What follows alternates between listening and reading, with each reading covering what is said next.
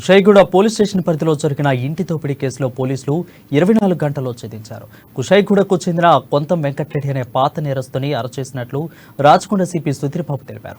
నిందితుని వద్ద నుండి 19.5 లక్షల విలువైన 30 తులాల బంగారపు ఆభరణాలు, ఒక బైక్, మొబైల్ ఫోన్ స్వాధీనం చేసుకున్నారు.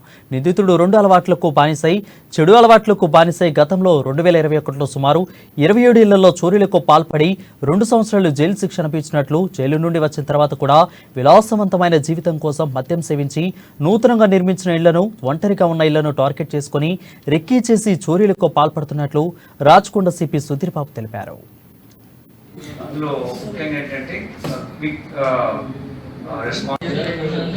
క్విక్ రెస్పాన్స్ అంటే తొందరగా నేరం జరిగిన వెంటనే మా టీమ్స్ అన్ని వెళ్ళి నేరస్తుని పట్టుకోవడం అనే ప్రాసెస్ లో టెక్నాలజీ యూజ్ చేయడం కానీ, మాకున్నటువంటి సైంటిఫిక్ ఎయిడ్స్ యూజ్ చేయడం ప్రాసెస్ లో ఇంకొక నేరస్తుడు, ఇతను ఎక్స్ కాన్విక్ట్, ఇంతకుముందు నేరాల్లో ఉండి శిక్ష పడినది 2 సంవత్సరాలు జైల్లో ఉండి బయటకు వచ్చిన అతను.